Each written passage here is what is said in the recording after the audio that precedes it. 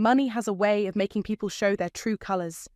I learned that lesson the hard way at my family dinner last night when my mother looked me straight in the eye and said, "Your value was always what you gave. Without that, well, we all have to be realistic. I'm Deborah. And until yesterday, I thought I was living the American dream. Financial consultant, corner office, the kind of success story immigrant parents love to brag about at community gatherings. What I didn't realize was that I'd become nothing more than an ATM with a pulse to the people I loved most.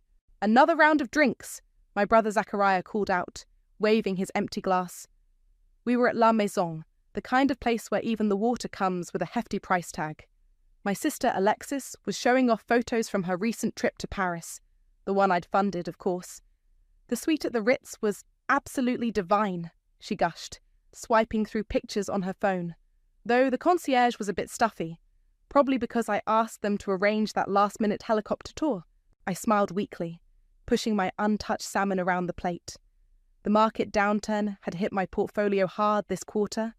For the first time in 10 years, I was feeling the squeeze. Nothing catastrophic, just temporary illiquidity. I'd been dreading this conversation all week, but they were family.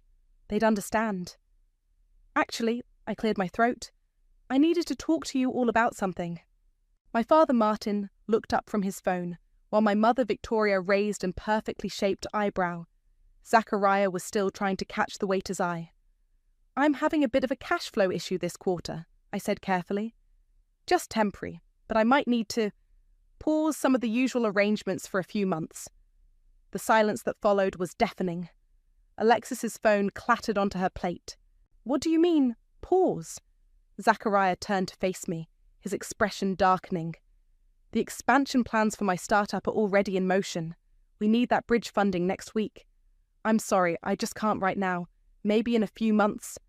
What good are you now? He scoffed, cutting me off. I've got investors waiting. Real investors. I've already booked my wellness retreat in Bali. Alexis chimed in, her voice rising. The deposit is non-refundable. I looked to my parents for support. Mum was examining her manicure with sudden interest, while Dad became intensely focused on his wine glass. I'm still your daughter, I said softly. This doesn't change anything. Victoria finally looked up. Her lips curved in what might have been a smile, but felt more like a sneer. Oh, sweetheart, she said, reaching across to pat my hand condescendingly. Let's be honest here.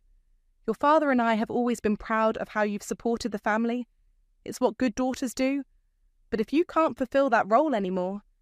The mortgage payment is due next week, Dad added quietly, still not meeting my eyes. I sat there, stunned, as years of memories flashed through my mind. The $50,000 I'd given Zachariah when his first business failed. The legal fees I'd covered when Alexis got into trouble in Miami.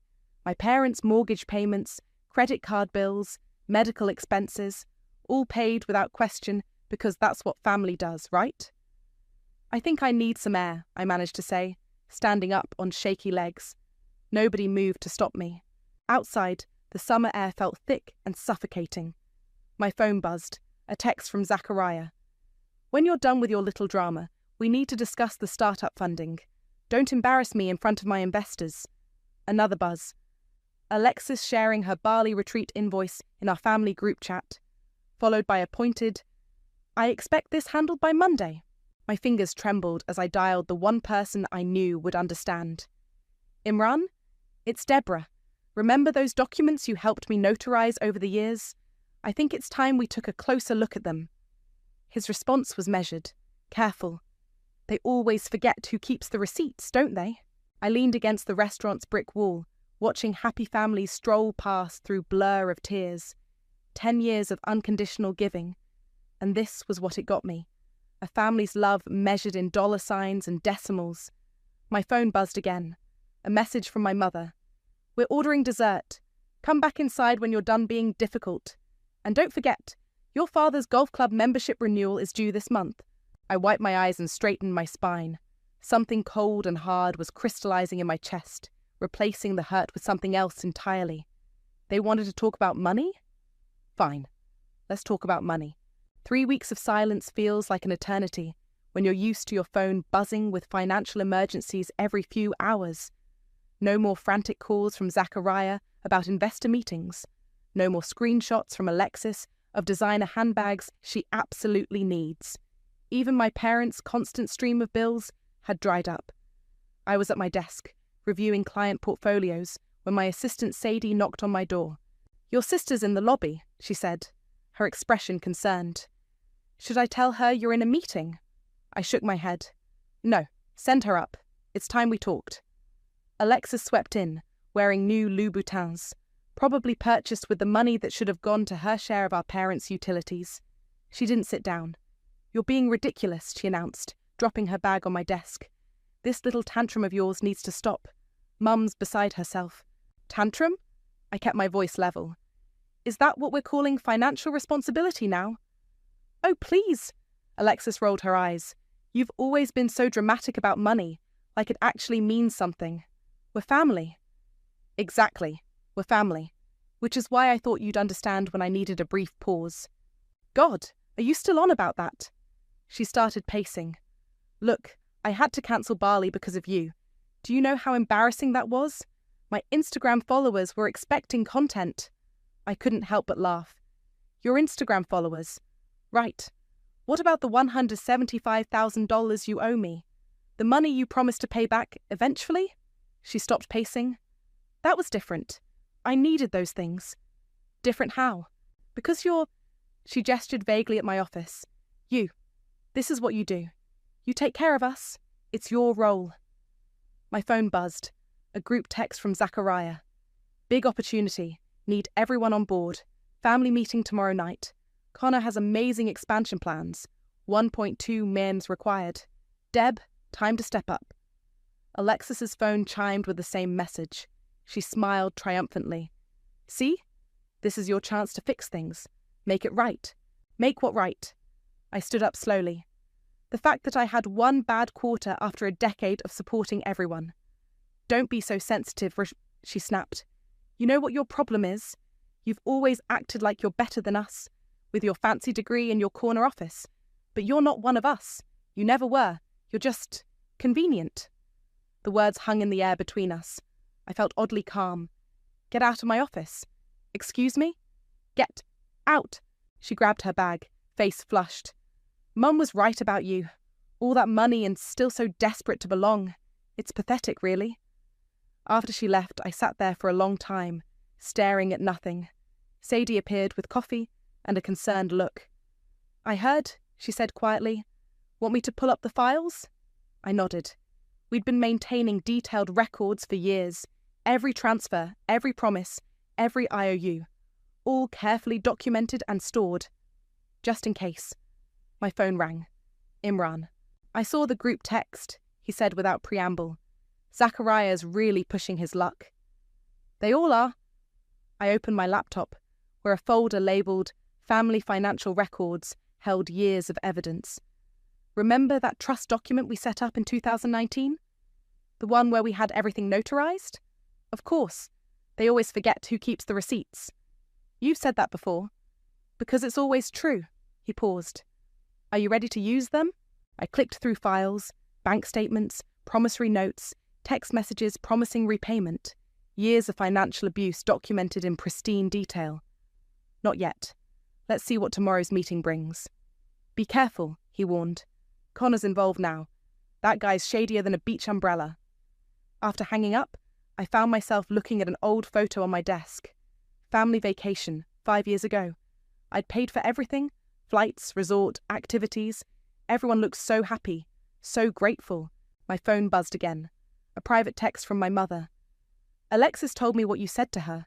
After everything we've done for you, your father and I expected better. Everything they'd done for me." "Right." I opened my drawer and pulled out a particular document, a photo of a hotel receipt from 2019 with Alexis's drunken scrawl across it. "I'll pay you every cent back eventually, Alexis." Tomorrow, they wanted to talk about a $1.2 million loan. Fine. But this time, I had some terms of my own. I texted Sadie. "Pull everything we have, every receipt, every promise, every document. It's time." Her response was immediate. "Already on it." Want me to call Imran? Yes. Tell him to bring the paperwork we discussed last year. All of it. The family wanted a meeting. They'd get one they'd never forget.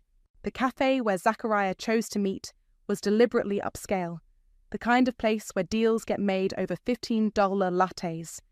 He and Connor were already there when I arrived, heads bent over spreadsheets, looking every bit the serious entrepreneurs they pretended to be.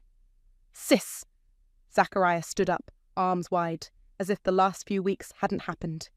Come, sit. Connor's got something amazing to show you. I took the offered seat, noting how they'd positioned themselves on either side of me. Classic pressure tactic. My brother had learned a few things from his failed ventures after all.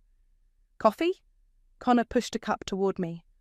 Already ordered your usual. Zach said you like it extra hot. How thoughtful. I took a sip. It was cold. Zachariah spread out some documents.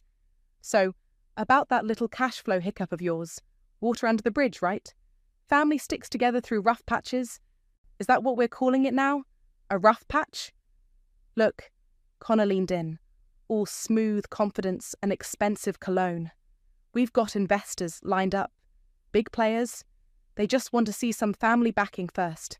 Shows confidence in the project, you know? And naturally you thought of me. Who else? Zachariah grinned. You're the financial wizard in the family. Mum always says... What exactly does Mom say these days, Zach? He faltered slightly, but recovered quickly. The point is, this is huge.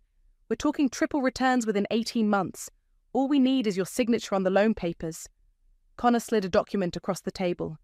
Simple co-signing. The bank's already on board. Just need the final guarantor.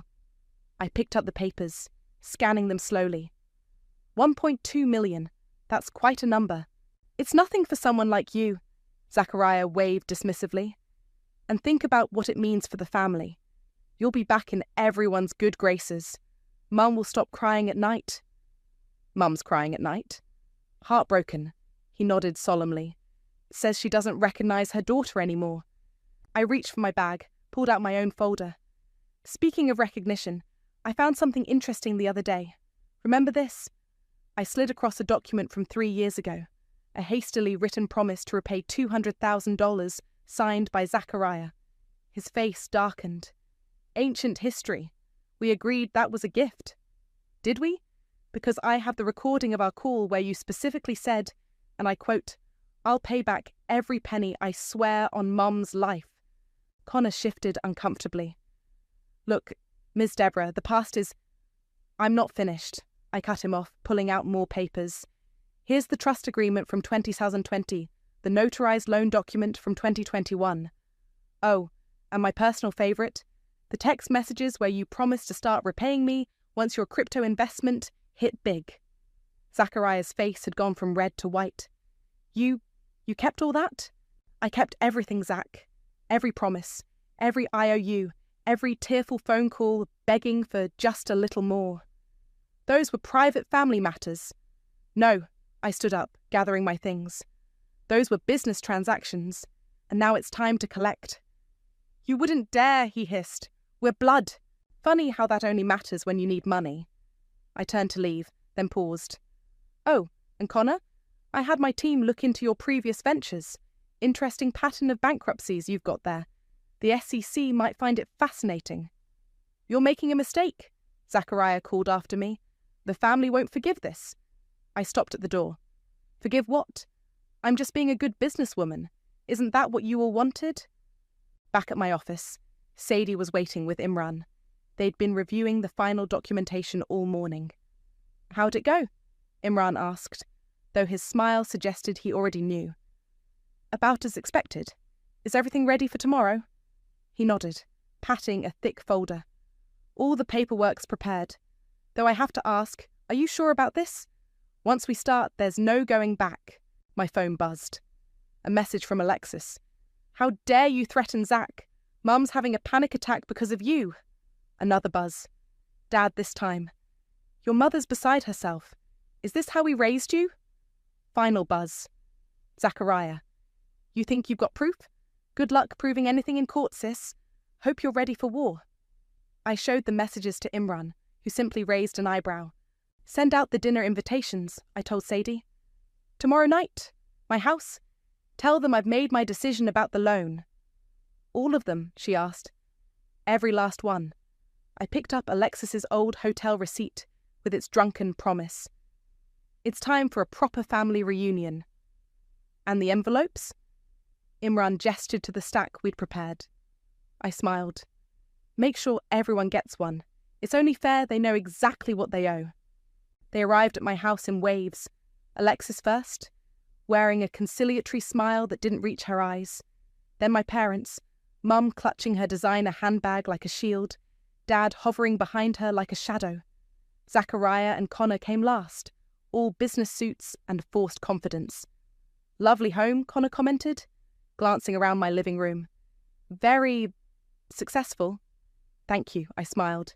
The mortgage is quite manageable when you're not supporting 5 other households. Mum's lips tightened. Deborah, darling, there's no need for hostility. We're here to discuss Zachariah's wonderful opportunity. Of course. I gestured to the dining table, where places were set with elegant precision. At each spot lay a crisp, white envelope. Please, everyone take your seats. They settled in, exchanging glances. Sadie appeared silently with water and wine, then disappeared into the kitchen. I remained standing. Before we discuss any new ventures, I began, I think we should address some old business. Please, open your envelopes. Oh, for heaven's sake. Alexis rolled her eyes but reached for hers. Is this some kind of... She stopped mid-sentence, face draining of colour as she pulled out the contents. The others followed suit. The only sound was rustling paper and sharp intakes of breath. What is this? Dad's voice trembled as he held up his papers. That's a complete record of every dollar I've given you over the past decade. Loans, gifts, payments, all meticulously documented. The highlighted portions are your signed promises to repay. These mean nothing, Zachariah snarled, throwing his papers down. We're family. Keep reading, I suggested mildly. Page 2 shows the interest calculations. Page 3 outlines the legal consequences of default.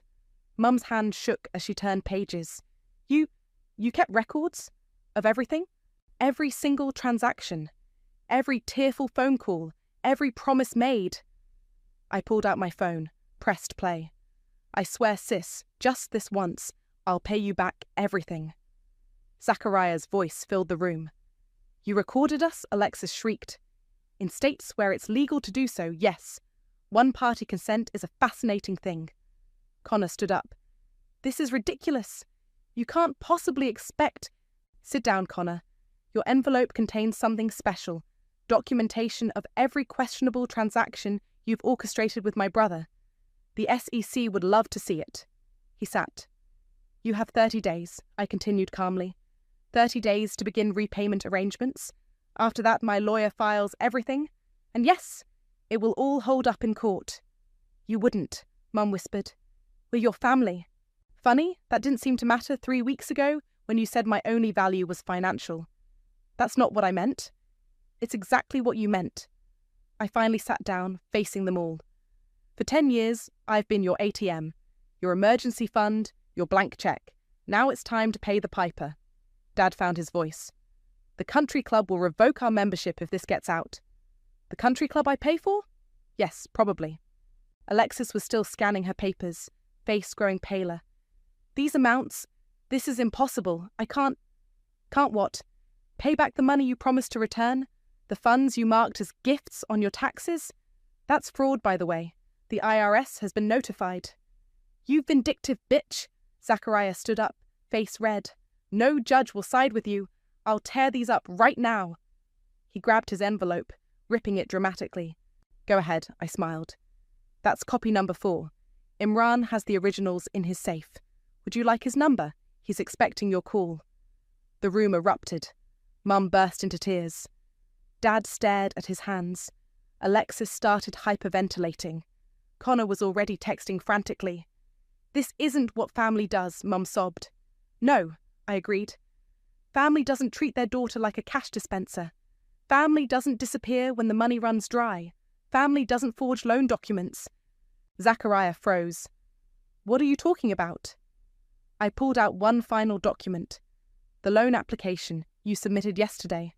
The one with my forged signature. The bank's fraud department is very interested in that.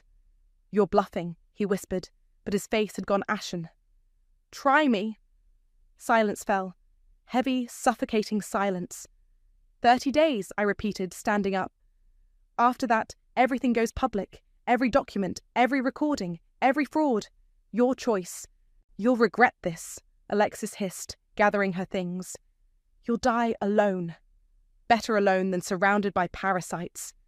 They left in a storm of threats and tears. Mum's final look of betrayal, Dad's defeated shuffle, Zachariah's impotent rage. Only Connor lingered. You know, he said quietly, you're actually scarier than your brother said. Thank you. The SEC will be in touch. After they were gone, Sadie emerged with a fresh bottle of wine and 2 glasses. Well, that was something. It certainly was. I picked up Zachariah's torn envelope. Think they'll pay? They will when the lawsuits hit. My phone buzzed. Imran. Ready to file when you give the word. I looked at the family photos still hanging on my wall. Time to take those down. Send the first notices tomorrow, I texted back. No mercy. You really need to see this, Sadie said, bursting into my office with her laptop. She set it down, pulling up a series of documents. Remember when you asked me to dig deeper into Alexis's tax returns? I leaned forward, scanning the screen. Are these gift declarations? She's been reporting every penny you gave her as gifts to avoid tax liability, but look at her own records. Sadie clicked to another document. She's been recording them as loans in her personal accounts. Tax fraud. I sat back, a cold smile forming. Clear as day. There's more. Sadie pulled up another file. Remember that trust fund you set up for your parents' retirement? The one they insisted on having partial control over? Don't tell me. They've been siphoning money to Zachariah's ventures, against the trust's terms. My phone buzzed. Imran calling. Tell me you're sitting down, he said when I answered. What now? That loan application with your forged signature? It went through. Someone at the bank pushed it through despite the red flags. Want to guess who signed off on it? Connor has friends at the bank? Better. Zachariah's college roommate is a loan officer. They backdated everything to make it look legitimate. I put the phone on speaker so Sadie could hear. How much exposure are we talking about? The full $1.2 million. Plus they have already drawn down $300,000. But here's the beautiful part. They didn't know about the silent recording feature on your home security system during that dinner. My heart skipped. What did it catch? Zachariah and Connor discussing the forgery in your hallway bathroom. Crystal clear audio. Quote, she'll never know we faked her signature. By the time she figures it out, we'll be too big to fail. Sadie's eyes widened. Please tell me you're filing charges. Already drafted. But Deborah, there's something else you should hear.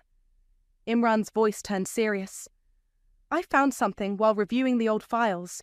Remember that call with Zachariah from 2019? The one where he begged for startup money? Vaguely? Why? He recorded it, probably trying to catch you promising something. But instead, he caught himself admitting to tax evasion and securities fraud. And because he made the recording, it's admissible evidence, I finished. No expectation of privacy. Exactly. He handed us a smoking gun without realizing it.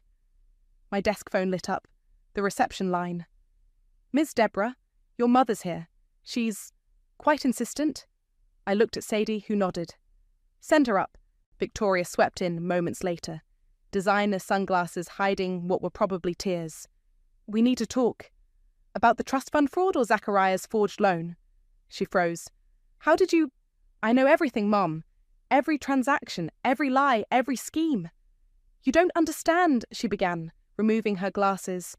Her eyes were indeed red. Your father and I, we had no choice. Zachariah needed consequences, I cut her off. Instead, you enabled him, with my money. We're family. We protect each other. No, Mum. You protected him. At my expense. Every single time. She sank into a chair. What do you want? Everything documented in those envelopes. Plus interest. Plus damages. We'll lose everything. Like I lost my family's love the moment I couldn't write checks anymore? Her face crumpled.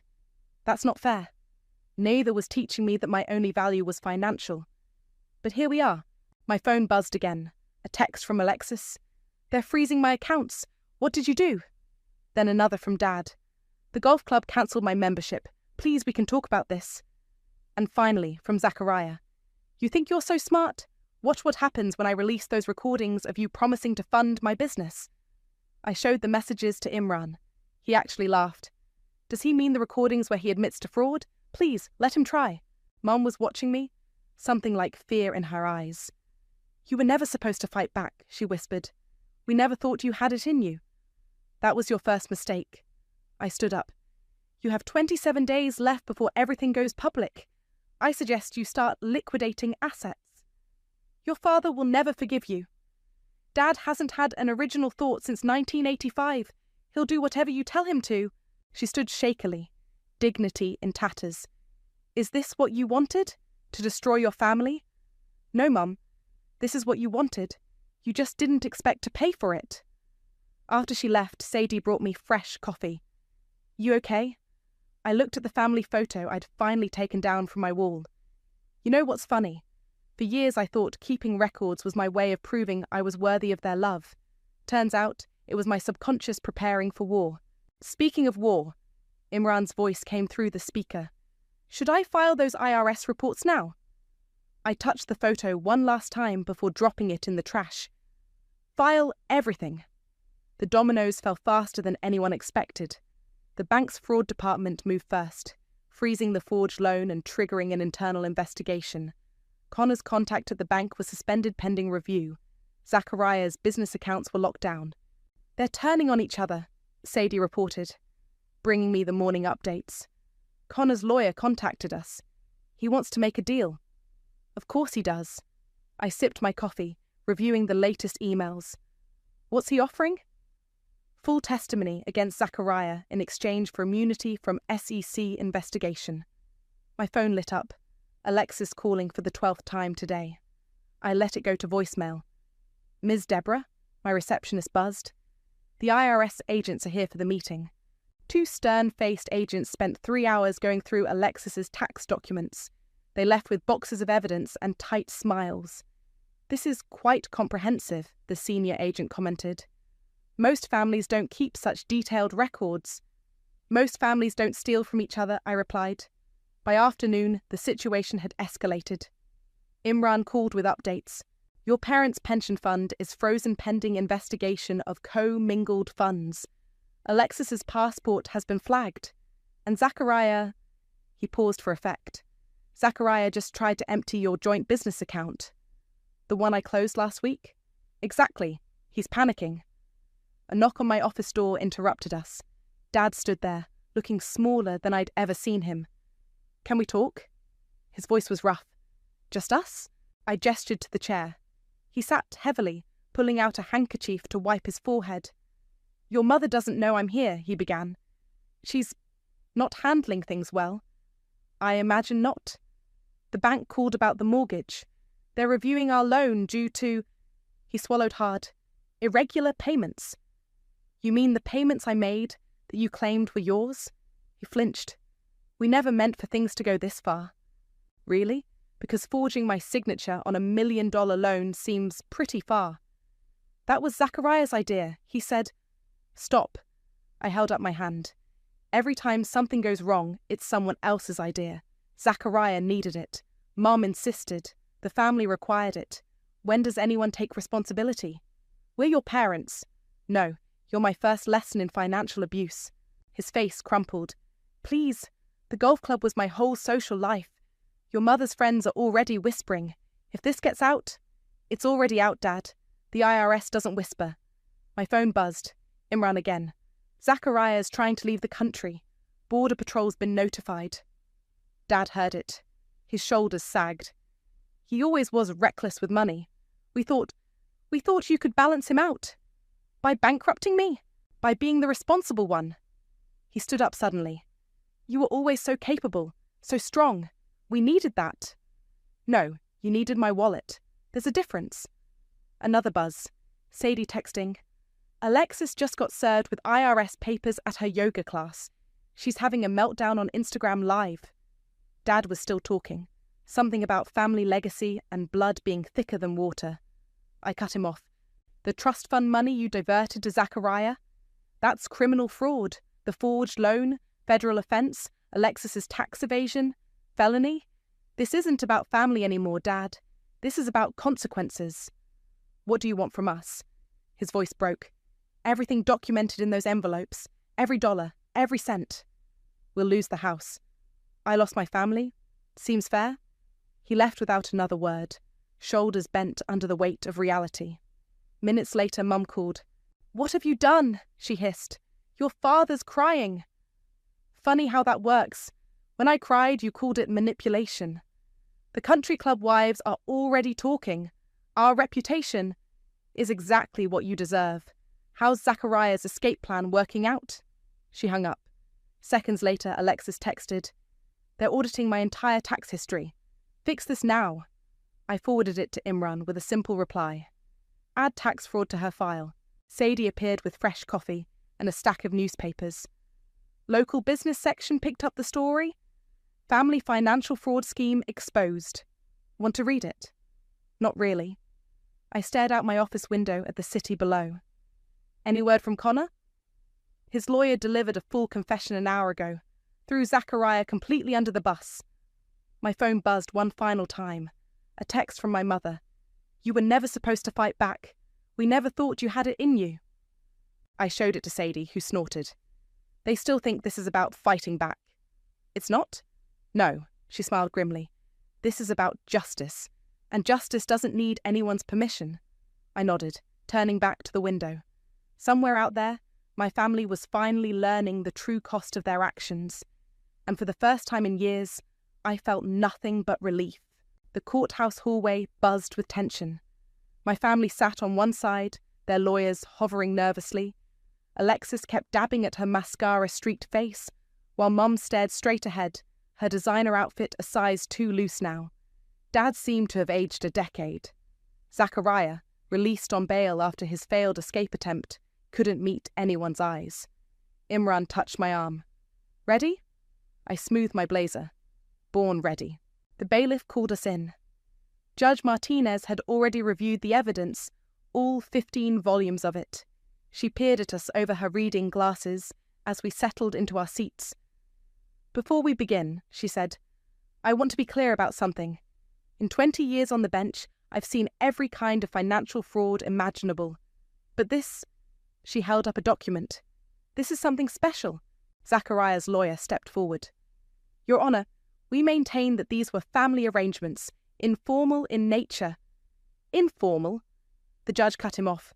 "A forged signature on a $1.2 million loan application is informal? Tax fraud is informal? Trust fund embezzlement is informal?" Mum made a small choking sound. "Let's start with the recordings," Judge Martinez continued, pressing play on a device. Zachariah's voice filled the courtroom. "Just forge her signature. She'll never check. She's too busy playing the perfect daughter." Connor's voice. "What if she finds out?" "She won't.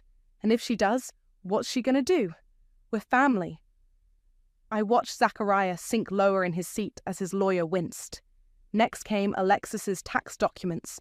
The judge methodically outlined years of deliberate fraud, while my sister's expensive lawyer tried to argue it was all a misunderstanding. A misunderstanding? Judge Martinez raised an eyebrow. She declared these as gifts to avoid taxes, while simultaneously documenting them as loans in her private records. That's not a misunderstanding, Counselor. That's premeditation. My parents' trust fund violations came next. Mom finally broke her silence. "We only borrowed from it," she burst out. "We were going to put it back." "Mrs. Sims," the judge's voice could have frozen fire, "you diverted retirement funds into unauthorized business ventures. That's embezzlement." The morning dragged on. Each piece of evidence was dissected. Each defense was dismantled. My family's lawyers looked increasingly desperate. Finally, Judge Martinez sat back. "I've heard enough.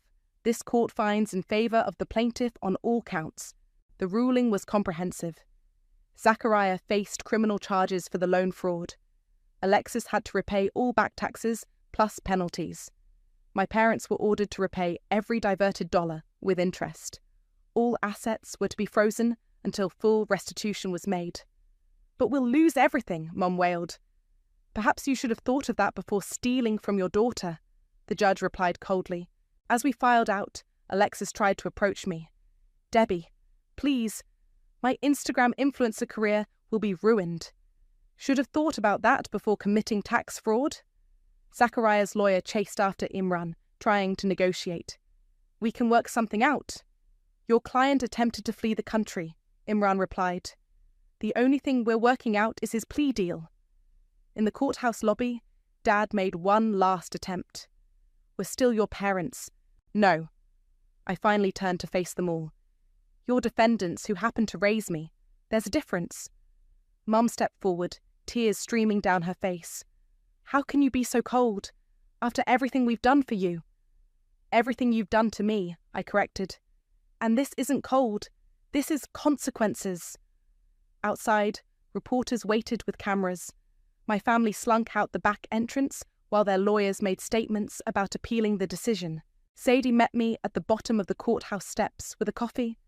"How do you feel?" Before I could answer, my phone rang. An international number.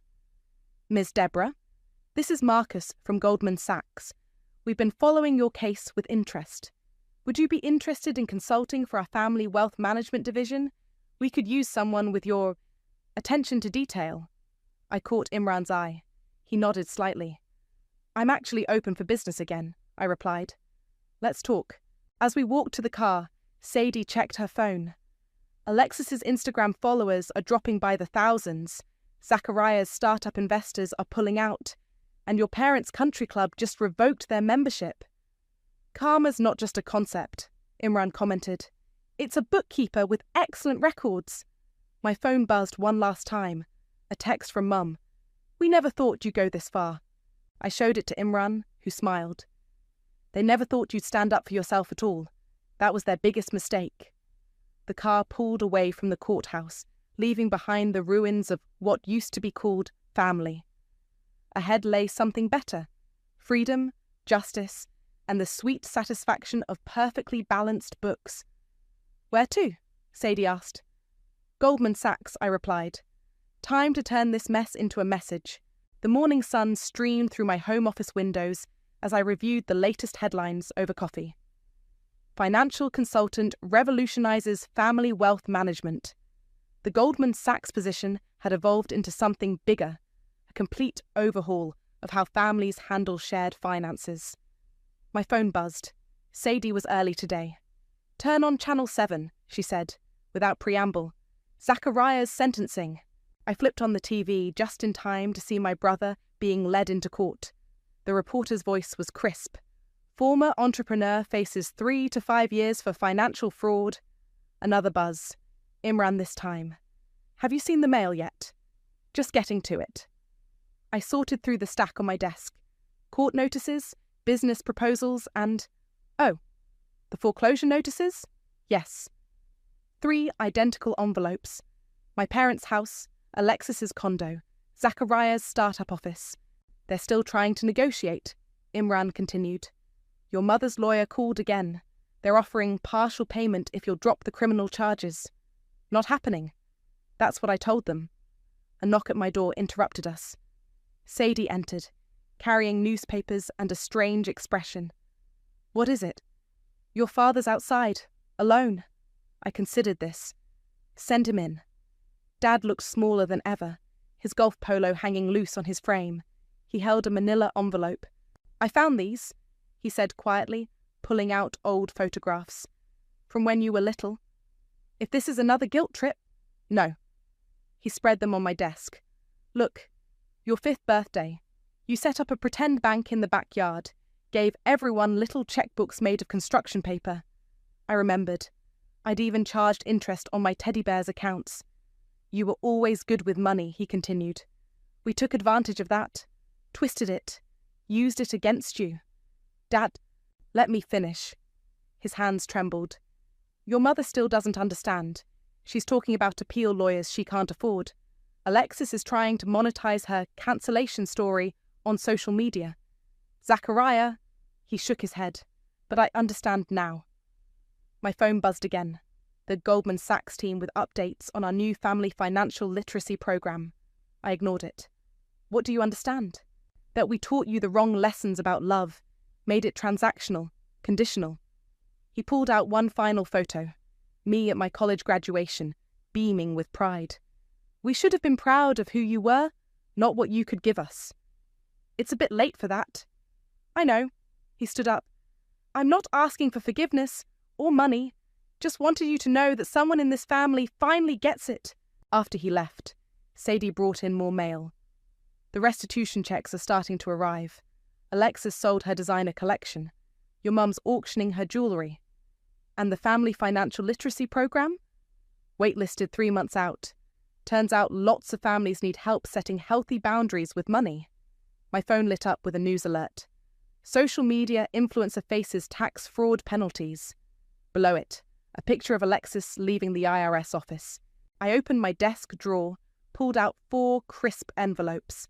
Each contained a check for exactly $1 and a post-it note. Paid in full. Send these, I told Sadie, 1 to each of them. Petty, she grinned. I love it. The TV was still running in the background. They were interviewing a financial psychology expert. The case highlights how money often becomes a substitute for genuine family bonds. I turned it off, looking instead at the photo Dad had left, little me with my pretend bank. The teddy bears had been better customers than my family. Goldman Sachs is on line 1, Sadie announced. They want to discuss expanding the program internationally. Put them through. I picked up the phone, but my eye caught the last family photo I'd kept, all of us at that dinner where everything changed, where they showed their true colours. Ms. Deborah? The Goldman executive's voice crackled. About the expansion? Yes, I said, turning the photo face down. Let's talk about helping other families avoid our mistakes. Sadie gathered the foreclosure notices, court documents, and restitution checks into neat piles. Want me to send those dollar bills by certified mail? Make them sign for it? No, I smiled. Regular mail is fine. They've signed enough papers. My phone buzzed one last time. A group text from Mum. The country club is auctioning our membership. Please reconsider. I deleted it without responding. Some debts can't be repaid with money. Some lessons need to hurt to be learned. And some families need to be dismantled to be understood. Ready for the Goldman call? Sadie asked. Ready. I straightened my papers. Let's help other families learn what mine never could, that love and money should never share an account,